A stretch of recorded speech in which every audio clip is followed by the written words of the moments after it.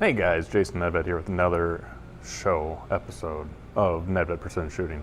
Today, I got my little friend in the background there. We're at the Sioux Falls Airport. We are flying out. We are heading to, I don't know where we're going. We're going to Texas. I'm flying in Dallas because I've got the Capital One lounge, so got a little layover there, flying in there. I think it's a 22X match. But more importantly, the reason we're going is the USPRA qualifier. So right now we're ranked, I think, 9th or 8th or something like that. Need to be in the top 10 to be able to go to Europe and shoot there for my 22. So we are flying to this match to try to make sure that I am staying where I need to stay and be able to fly out to Europe and go shoot there. So pretty excited. So this is going to be a little adventure shooting this match, and we'll see what happens. If I could, I would. So this stage here was a cargo net at 130 yards, a large diamond.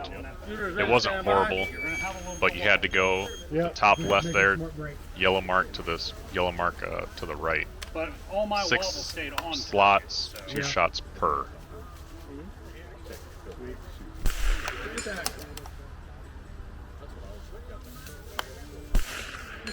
We tried to use this large pump pillow. We had to borrow it, but thanks to who loaned us that, and you can see I'm kind of struggling. I get it figured out here at the end, but right here you see it's kind of low. It's not really working out. That's why I put my hand up top, trying to get it figured out, trying to steady out. Doing everything I can to concentrate on that target. At 130 yards, 12 rounds, 6 different positions. I felt like I was going to be crunched for time, even though it was a 2-minute par time, but it really wasn't that bad.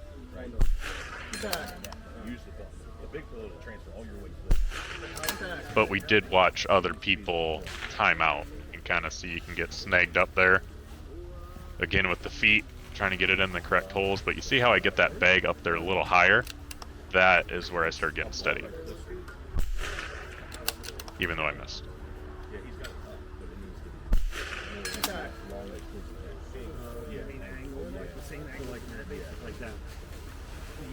See how I get that bag up there nice and high, and now I'm pushing onto that.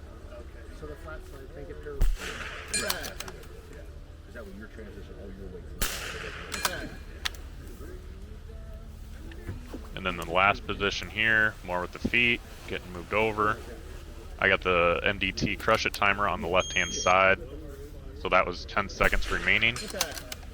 And so I'm kind of pushing this one here, and it's counting down, and I dropped that last shot as well. You understand? Did you run? Shooter ready? No, I was using this little guy. So here we're going to just watch how Justin shoots it as well. He has the attached, I think it's the Area 419 bag up on front. I thought that'd be a little too much weight. Oh, you do? Oh, nice. You're set. You know what? What do you think? Just gotta tell me where you. We're watching it. Yeah. Doesn't matter. We just don't know how to talk about it. The gun's supported in 2 Kind points of of hear us contact. talking in the background there, but you see how he's trying to learn how to use that rear bag as well. He has his hand in between there to try to support, I'll tell you where to put it. Yeah. but he is really leaning forward into that bag. And I think that's where I could have done better. But you see how he's struggling getting it in and out versus the plate bag that I was using or borrowed. Back. Back.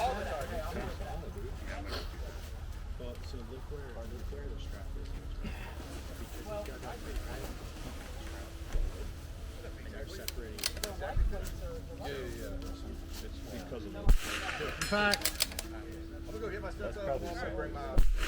Back.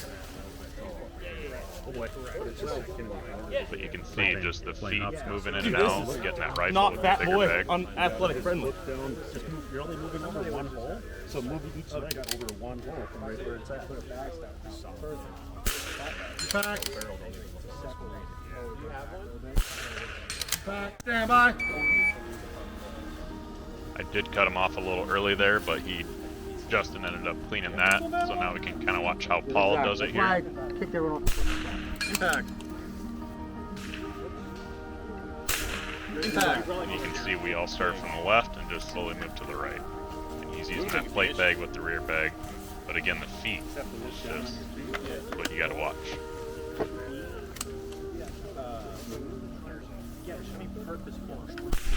Impact. They call it more time.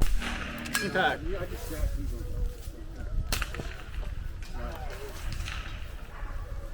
Because I was putting tape right there, right? I don't do the, mine is, just clear packing. There's 2 cars. Shooter, you understand course fire? Yep. Is the shooter ready? Yep. Shooter is ready, stand by.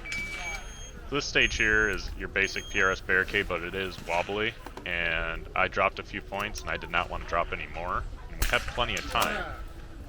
So I wanted to use the tripod or just have it just in case, and you see here, I ditch it because everybody else was able to clean it without it. But holy cow, was it shaking everywhere.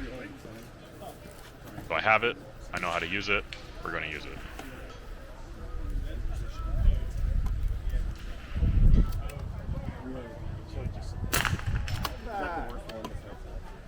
This one here, you had to move right to left and then repeat right to left.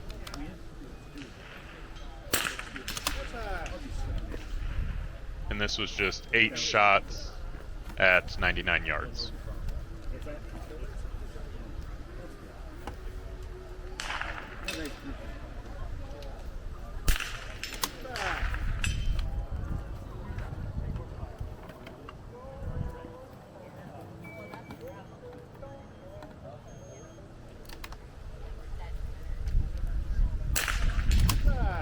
You can see with this Dauntless tripod, obviously found on our website, you can drag it into you, and the legs are locked, so it's not going to collapse. It's always spread all the way out, and it has the brass weights on top.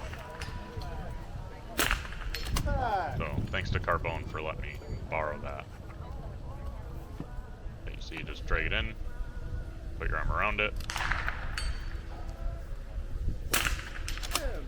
and an easy 8 out of 8. 17, but I sure took my sweet ass time. Ron, when I finished mine, I still had 35 seconds.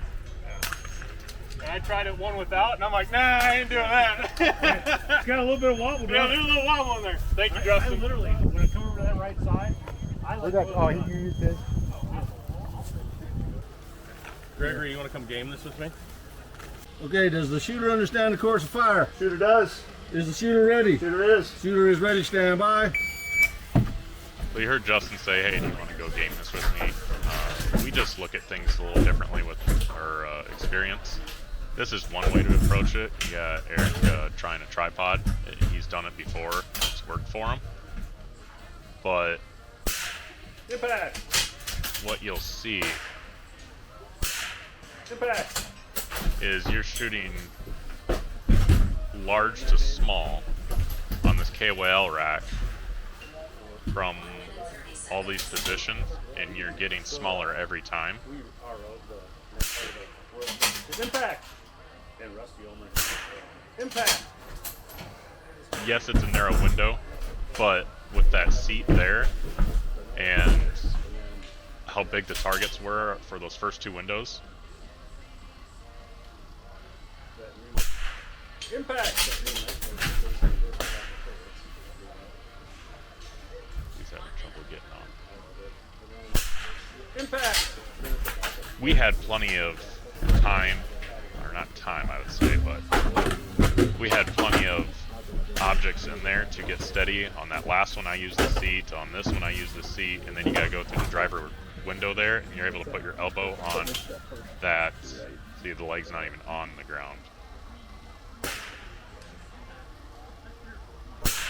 Impact. 30 seconds. Impact. And when you go to this driver, that was the most steady, and this is the smallest target, and he's trying to finagle with that tripod getting it in there. The must be a rocket. It wasn't necessary, but it is a little different approach for sure. 8, 7, 6, 5, Impact. 2, 1. Time. It's actually pretty good. Impact. 4K. Is it really? Yeah. That's like stabilizing too. You can hear us Yeah, talking in the this. background. Impact. Justin and I. But And, you can watch you're up Chris closer. here. Yeah. I can highlight He your had face, his Meg wasn't in all the and way. then I can just mount Easy, it, simple. and then follow Keep it pretty smooth. Impact. North, right off the big He's road. seen he was off a tenth Impact. in elevation, so he gave it a quick click. Because we're going for the center of the plate, not just, hey, we hit the plate. Impact. But he's leaning into that chair to the right Impact. and able to get nice and steady. Now he's got to go up. Then you see how he scoots to the right there? Yeah. To be able to put his elbow on You would think that he had a seat. big busted hip. That's if he went out to the target. Impact. For I've the got a lot second of to practice doing it for smallest. bus. Impact. Then the most steady position here, or what I thought it was, shooting at the smallest target. You can hear the timer, 30 seconds remaining, so he's got plenty of time, and he ends up cleaning it. Impact.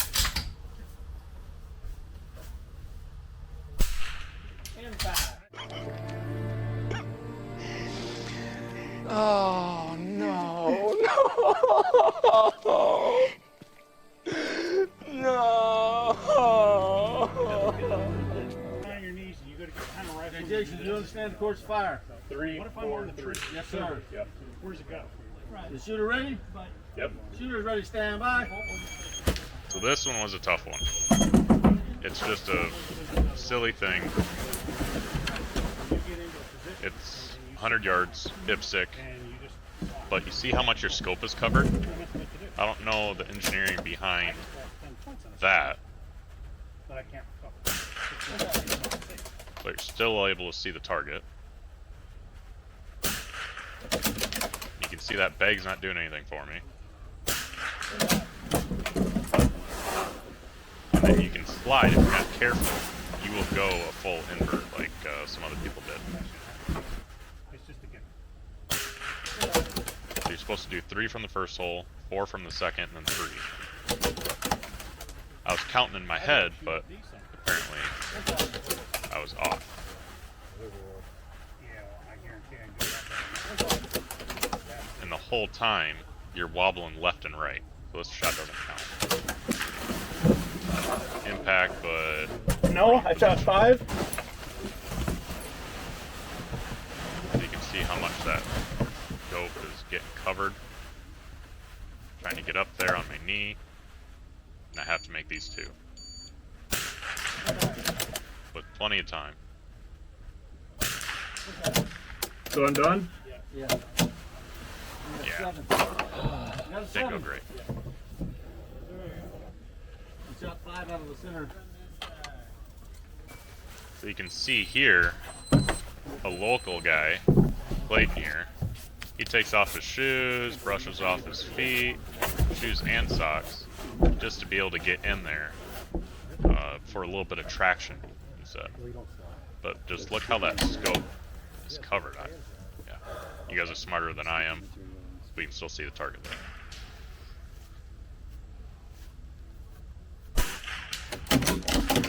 Impact. Sounded like an impact. Yeah, sorry, impact. Blinded by a flash. Someone's taking pictures here. I was like, man, is that mine? That was my bad. Shanked that one.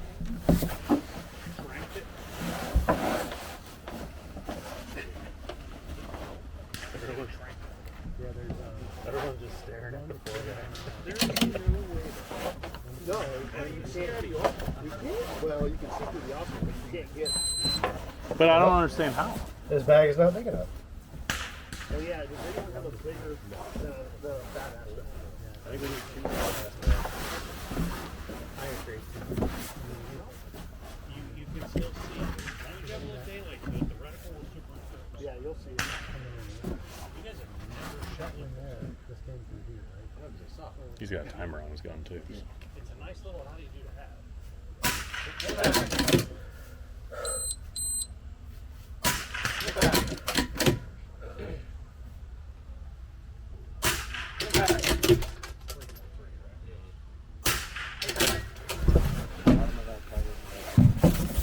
You'll want to catch a shot. Put the timer over the top. Right here. Right here.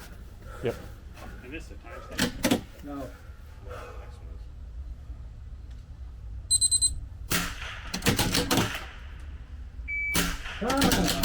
Damn it. This one here was a fun one. It is our tiebreaker stage. This was 12 rounds, IPSC at 135 yards, 2 shots per barricade.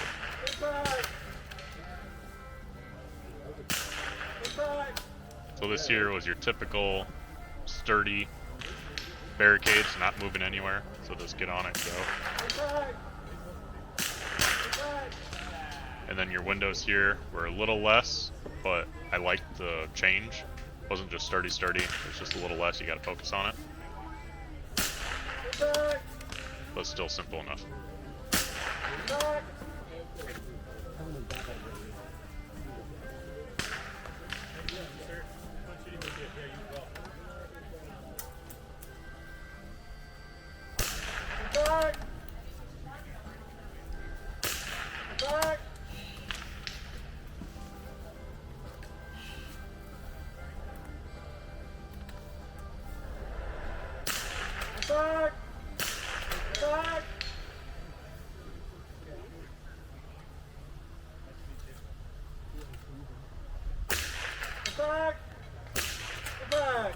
7266.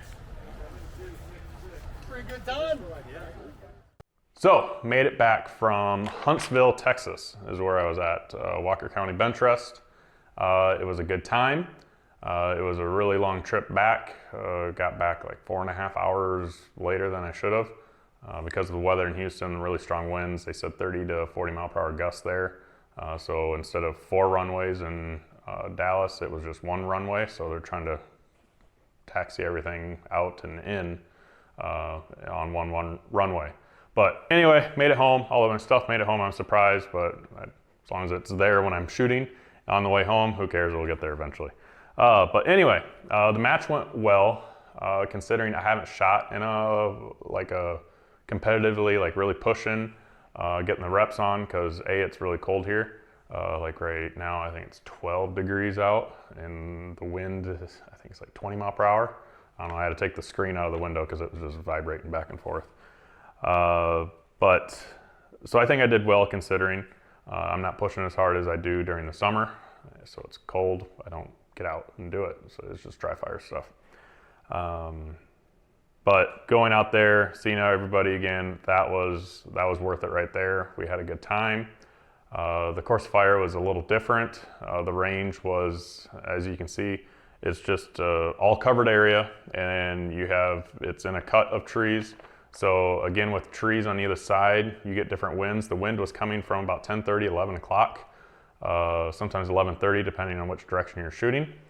But also depending on which direction you're shooting or where from, the wind can either be going left to right or right to left. It's just swirling over those trees, and I'm not used to that. I'm used to open fields, rolling hills. So when the wind is from 11 o'clock, it's from 11 o'clock. That's all there is to it. It's not, well, what's it doing in this versus that, or there's a road through it going here. So it's a little different. I'm not used to it, but there was some good stages and there were some different stages. We'll go over the ones I struggled on and some of the ones that were memorable real quick. You can see shooting the PRS barricade, it was a little wobbly, but if you look beyond it, you see carbone up on the van. You're on a bumper and you got to shoot from the roof for the vertically challenged. That could have been difficult for some people, but for me and most of the people, it was fine.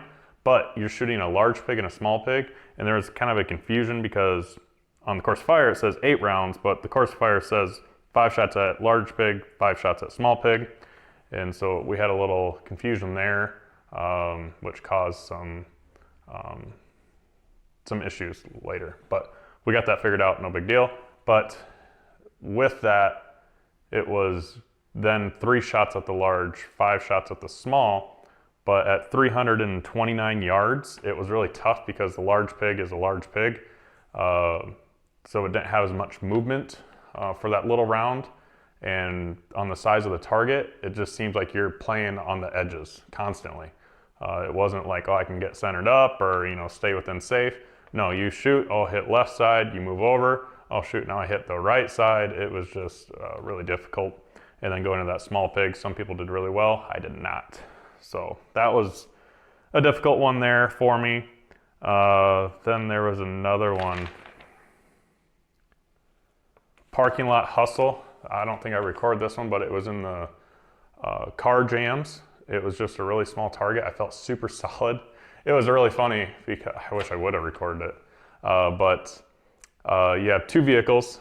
On the right passenger door, you had to go in the door jam there and shoot a diamond at 220 yards, and then move to the driver's side, shoot the same diamond, and then move to the second vehicle, shoot the diamond from 2 shots from the passenger side, then run around to the driver's side and shoot your last 2 shots. So 8 rounds, and I would shoot, miss, make an adjustment, hit, and it's like, okay, got the wind. You gotta remember that, right? We all know that. Go to the driver's side, shoot, miss. Oh, just again, hit. Okay, cool. Go to the passenger side, just over to the side. I know the wind, right? We got it figured out now. Shoot, hit, or impact, shoot again, miss. Son of a biscuit. So I'm running around like, oh my God, I'm only shooting 50%. I get to the other side. Impact, I'm like, okay, take a breath, got plenty of time. All I gotta do is hit this, and then I'm above 50%. And, the guys, when I went around, the guys were like, oh, and I shoot, impact, I'm like, okay, just one more. And same wind, shoot, missed it. Son of a biscuit, 50%. So I got a 4 out of 8, and I felt rock solid on every single one. But the target was just a small diamond. It was really tough, especially where it was. The wind was either left or right or both. So it was just really difficult getting that. But I struggled on that one. Another interesting one, I could have done better, should have done better. There was this black culvert that you see here. Black culvert, you got to go in at these little portholes that cover up 3/4 of your scope or 2/3 of it. And somehow, I don't know the engineering of it, but you can see your target at 100-ish yards, 135. And you shoot this, and you're trying to use the pump pillow in the back because the point of those little portholes is so you can't use a bag. But you can't see the target either. You could just make the holes bigger and say no bags. But anyway, or no bags in the portholes. But anyway, that one was just a little struggle because you're just constantly, it was just a shaking because it wasn't obviously flat or parallel on there because you're trying to stay level as well. But it was just a difficult one. Can be, I want to say unsafe, but you had a barn or something beyond it, so that was surprising. We ranged it. You had the road just a few hundred yards beyond the target, and then you had a barn or a covered area 400 yards beyond the target. So that was our 400 yards from us. So that was just a little strange. We don't do that where we're at. And then just, it was so slippery. One guy took off his shoes to get into the culvert, so we had a little more traction. Another person on my squad ended up going inverted because they kind of slipped. They put their gun in, they slipped, and then their gun stayed there, but they're looking straight up. So it was just a little different of a barricade. But we talked about, is it fair, unfair, or is it gimmicky? Well, like Mike and I talked about, and Chris, if we stayed there and practiced it for like a half hour, like that's all we did, would you get better? Would your score improve? Would you know how to shoot that better? Yes, is the answer. So I wouldn't say it's gimmicky or you don't feel like you're in control of your own fate. Like on the pigs, I felt that one was a little out of my control because I was rock solid on it, but I could not hit it. I got the wind and then I didn't, and then I had the wind and then I didn't. Same thing with the car doors. I was rock solid every single one, but I just could not get that wind, you know. So it's like we were talking about, if you practice, would your score improve, stay the same? That's kind of how we figured it. But with those pipes, yes, my score would improve. It was just a little bit different. Never had anything like that. And also the cargo net, that one, again, I didn't feel as gimmicky or unfair because, like we just talked about, Mike and Chris, if you sat there and practiced it for like a half hour, that's all you did, just practice it. Would you eventually clean it? Yes, you would. Using that big rear bag that you see there, that big orange one, borrowed that, thank you for that. And then even Ruth, she cleaned it without using a bag. I don't know how, but she did it. Congrats. I did not clean it with the bag. But something that you can practice over and over and over, will your score improve? Yes, it would. The size of target was appropriate for what it was, so I think it would be fine. But it was just a little different of a match in that area. It was still a good time. Like I said, seeing everybody again, that was worth the trip right there. I'm in hibernation up here, haven't been shooting, haven't been going anywhere. So it's just a slow time of year, and it was good to get out and see everybody again. But yeah, as far as points go for the USPRA, I did not improve, but other people did, but it did not knock me out because I'm far enough ahead. So I think right now I'm in 9th place. 1 match to go in Utah, in St. George. I'll be there for that, January 22nd, I think that is. Oh, speaking of which, I need to sign up for that. But anyway, right now I'm in 9th, and if Greg is doing the math right, if I win Utah, I could be in open. Right now I'm in factory. And then if I don't improve, but I got 2 other people that need to improve, but according to the math, they need to win by 8 impacts to be able to knock me out. So it's not looking likely, but it's still possible. That's why I'm going. And I'm gonna try to practice a little bit before that because I was definitely out of practice going to this match. But it was a good time. I enjoyed it. Glad to see everybody, but 1 more match to go and we'll see if we're going to Europe. So thanks for following. Hopefully we make it and follow me on my journey here. And we'll see you at the range, guys. Thanks. You know what you're doing? Oh, fuck.